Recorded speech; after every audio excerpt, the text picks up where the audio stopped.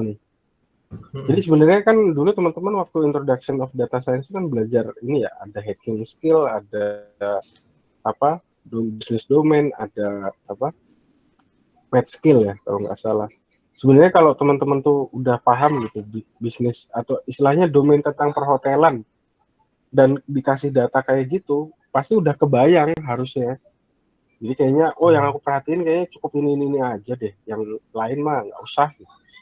Tapi kalau ya ini for the sake of belajar ya coba dianalisis saja gitu. Oke, Mas. Kalau enggak, triknya gini.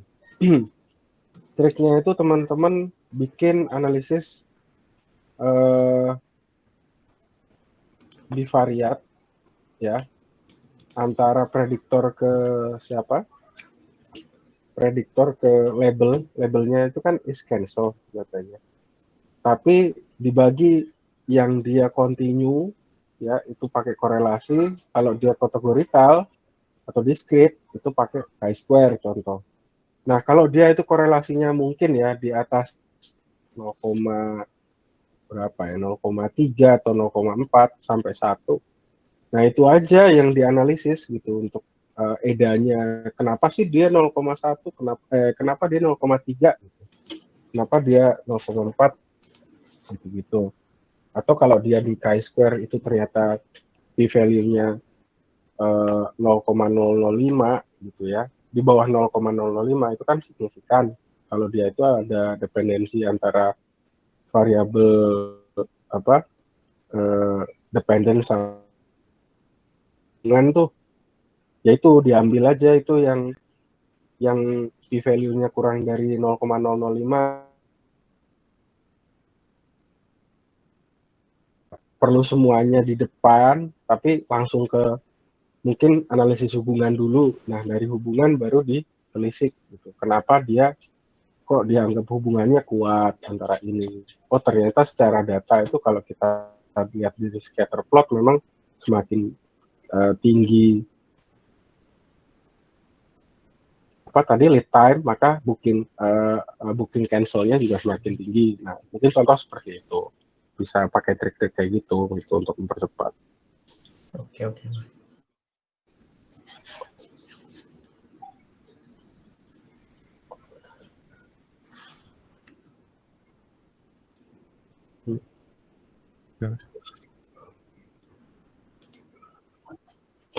Mungkin kita bisa share sedikit dulu Mas yang udah kita Boleh. kerjain.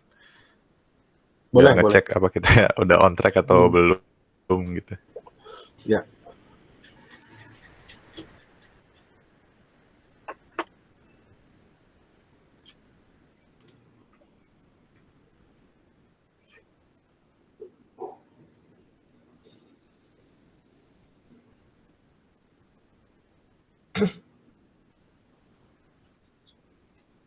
Mungkin tadi udah sempat disinggung juga, jadi yang rencana kita stepnya pertama mungkin data cleansing, terus ke EDA, data preprocessing, terus modeling dan feature important juga, visualisasi data dan evaluasi model. Yang deployment ini opsional, ya tergantung waktunya sempat atau enggak. Nah, untuk di awal sih biasa ngecek data yang duplicate sama ngecek yang null. Untuk duplicate ternyata ada beberapa, akhirnya perlu di drop. Dan untuk yang null,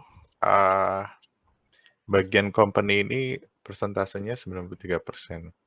Nah, coba deh teman-teman juga luangin waktu baca ke paper ya, company itu apa, dan penting nggak sih company itu dimasukin ke analisis kita.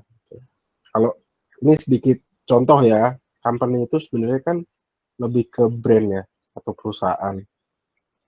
Nah itu, apalagi nolnya kan banyak nih, sampai 93%. yang ngapain kita pakai kolomnya gitu. Contohnya kayak gitu.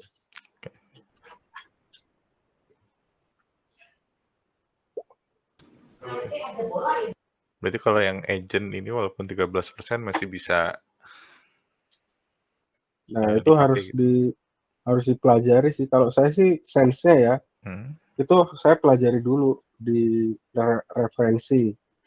Kalau di dunia kerja itu, kalau ngelihat data kayak gitu tuh nggak bisa kita langsung ambil kesimpulan kita drop ya. Tapi kita harus tahu dulu konteksnya agent ini apa sih gitu. Kenapa dia ada kira penting apa enggak gitu. Nah, kalau ternyata dari sisi konteksnya itu penting gitu ya. Nah, berarti kita harus cari cara agent ini biar dia tetap include ini gimana? Apakah kita drop atau kita input gitu ya, pakai apa namanya? Ya cara-cara modus, median atau min gitu gitulah. Mas Ilham. Oke.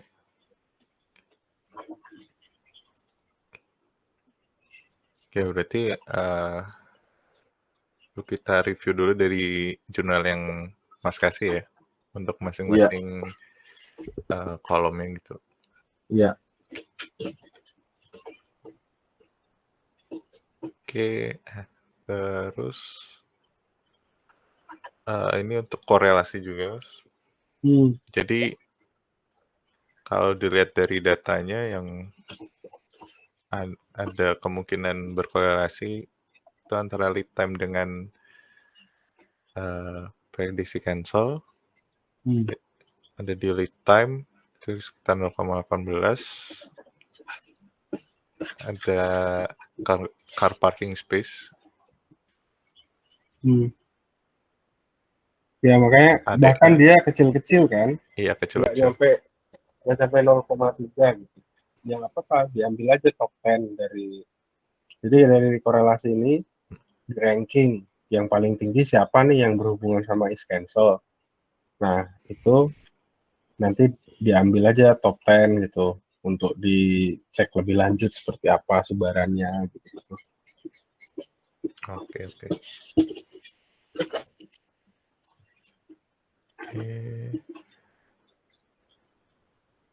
Lanjut. Ini udah mulai untuk visualisasi, Mas. Jadi pertama sih ngecek yang dari korelasinya lumayan tinggi. Jadi berdasarkan lead time membandingkan Nah, ini udah bener arahnya. Ambil yang itu dulu kan. Iya. Ambil yang lead time. Sisanya belum ditulis. Nanti saya tambahin ya. Kayak rencananya sih emang yang korelasinya lumayan tinggi nanti dibandingkan.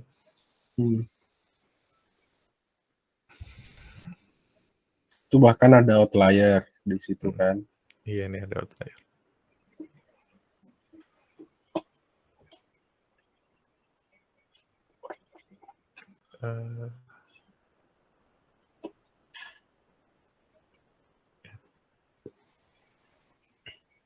Ya, ini untuk yang rencananya sih untuk yang numerical visualisasinya pakai box plot. Terus untuk yang categorical mungkin pakai bar plot. Jadi kalau untuk yang ini perbandingan jenis hotelnya resort sama city hotel. Kalau dilihat dari datanya sih untuk yang resort hotel persentase cancelnya lebih kecil dibanding city hotel. Ya. Terus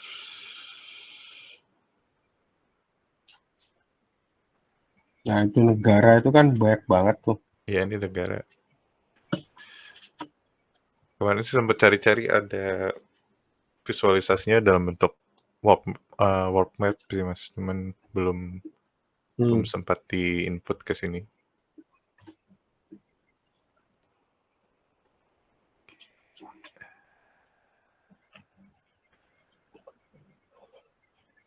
Kalau saya sih country kayak gini, tapi kalau itu kayaknya ada outlier deh. Kenapa dia itu kok sampai ada yang tinggi sendiri gitu. Karena yang lain ini kalau kita lihat kan kok tiba-tiba itu ada sumbu Y sampai 50.000 ya. Itu pasti ada satu negara itu yang dia nyampe ke angka sekian, dan negara yang lain itu ke apa namanya, ke discriminate, jadi kecil-kecil tuh. Nah, itu sebenarnya triknya ya, itu bisa dikumpulin jadi satu benua contoh, atau country ini nggak perlu dipakai,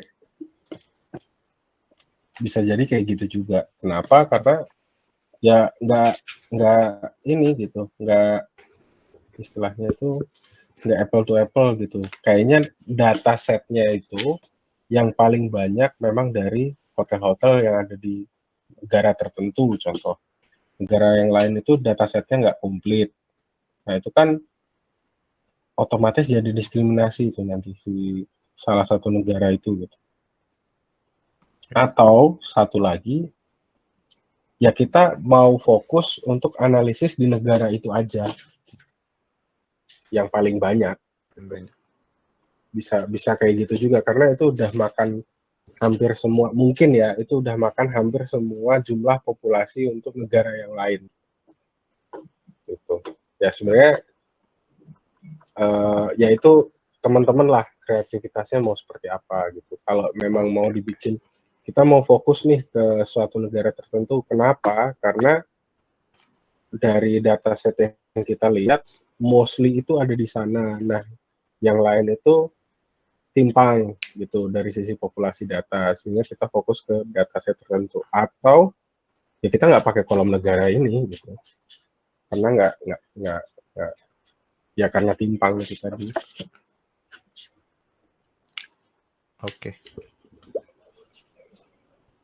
Oke, makasih Mas sarannya. Ya.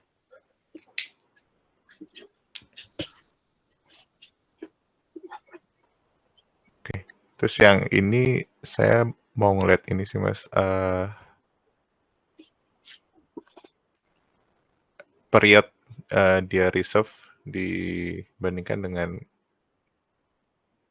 customer ini cancel.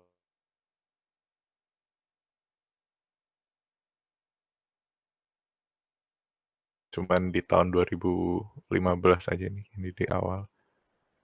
Yang mungkin persentase cancelnya lebih banyak, cuman sisanya kurang lebih sama. Ya. Ya ini juga sama.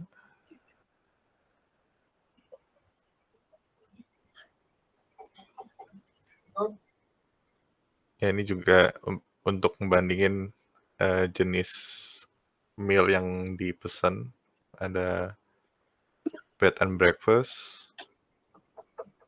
full, HB dan SC agak lupa. Ya. Kalau lihat dari datanya sih memang bagian yang SC ini persentase cancelnya lebih besar. Itu juga dengan tipe deposit, untuk bagian non-refund itu dapat dikatakan 100% cancel.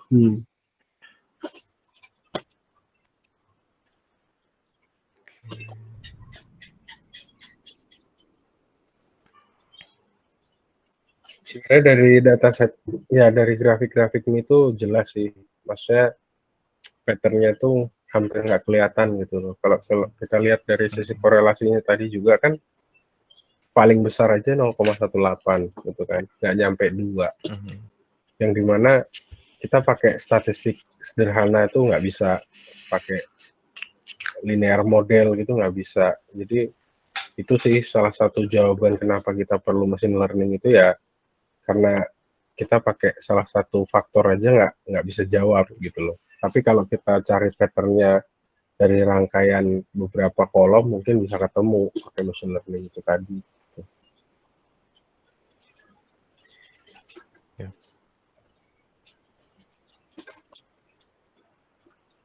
Oke, ya kurang lebih gitu semua sih Mas. Untuk pattern-nya dibandingin satu-satu juga belum ada yang bisa menyimpulkan secara langsung gitu. Ya.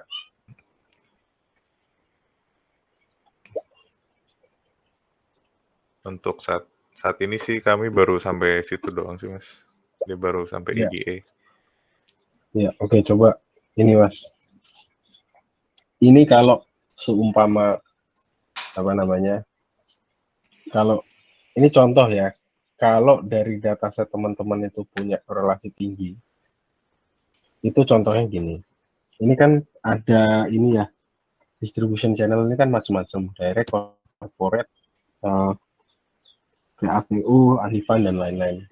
Nah, kalau kita mau tahu bahwa si satu fitur itu dia pengaruhnya besar banget sama label yang dimana itu is cancel, maka ada pasti salah satu itu dia outclass yang lain. Contoh gini, ini TATO nih, dia itu ya kurang lebih setengahnya dari yang berhasil book itu adalah yang cancel kan, kalau kita ukur lah ini kurang lebih kan seperti itu. Nah, kalau kita ngomong dia itu perfect ya, maksudnya hampir perfect lah untuk ngebaca bahwa dia itu cancel di fitur ini, maka kolom yang lain, value yang lain, contoh nih direct. Kalau direct itu warna merahnya lebih tinggi daripada biru, nanti itu patternnya gampang. Berarti si mesin itu nanti ngebacanya, oh ketika dia TATO, chance-nya itu setengah dia itu cancel. Tapi kalau dia direct, chance-nya itu nanti setengah dia itu apa namanya? Ini ya, lanjut booknya. Contoh yang tadi di atas itu kan ada ya salah satu apa? Kolom itu. Yang tipe hotel kayaknya sih Mas. Nah, kalau bukan ini juga sih. Tadi mana ya? Yang dia itu warnanya ada merah doang gitu. Ada nggak tadi? Oh, yang ini sih paling Mas, period. Bukan period. Tadi ada kok. Mana ya? Di bawah tadi. Oh, ini. Nah, Refund. ini. Kalau dia not refund, itu pasti orang cancel. Itu contohnya tuh kayak gitu. Si mesin itu nanti nangkepnya patternnya gitu ya. Karena ya kalau kita lihat dari data hampir nggak kelihatan kan orang dia itu booknya lanjut. Ya secara sense-nya gini sih, secara experience ya. Kalau saya pribadi, kalau mau booking hotel, kalau dia itu nggak ada refund-nya, apalagi saya bookingnya jauh-jauh hari gitu ya. Dari reserve period tadi mungkin sebulan gitu ya, sebelum saya menempati itu, saya sebulan itu udah book dan ternyata nggak ada refund-nya, itu pasti ini sih saya cancel itu. Sebelum ya mungkin sebelum dibayar gitu. Ya contoh lah itu. Nah, hal-hal kayak gitu sih Mas, nanti yang ketika menghasilkan model itu bisa cerita gitu. Dari hasil prediksinya gitu.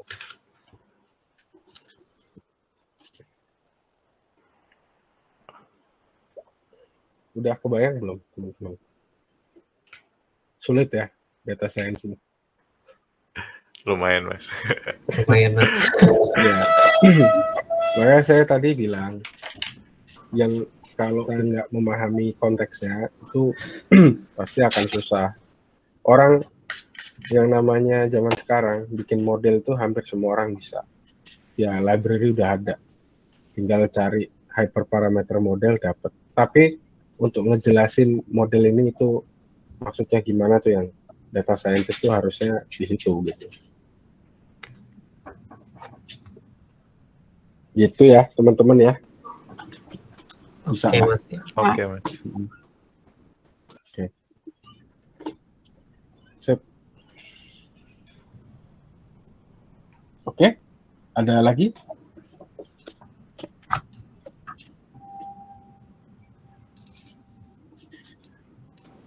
Jadi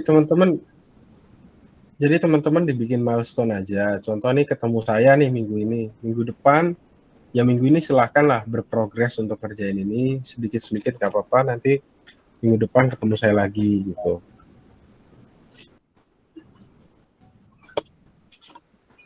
Iya Mas, yang penting ada gambaran dulu sih Mas. Ya. Iya.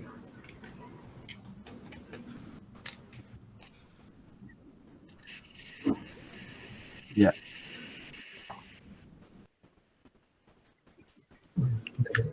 Dari saya juga udah cukup sih. Saya juga cukup. Oke. Dari saya juga cukup sih, Mas. Oke, sip. Ya, good luck ya, Oke. teman-teman ya. Ya, makasih banyak Mas. Makasih Oke. banyak, Mas. Nanti di-mention lagi aja saya kalau mau ketemu lagi gitu. Oke Mas. Mas. Oke, Mas. Oke. Oke. Ya. Saya izin ya, teman-teman ya. Oke. Thank Oke, you Mas. semuanya. Malam. Ya, selamat malam, Mas.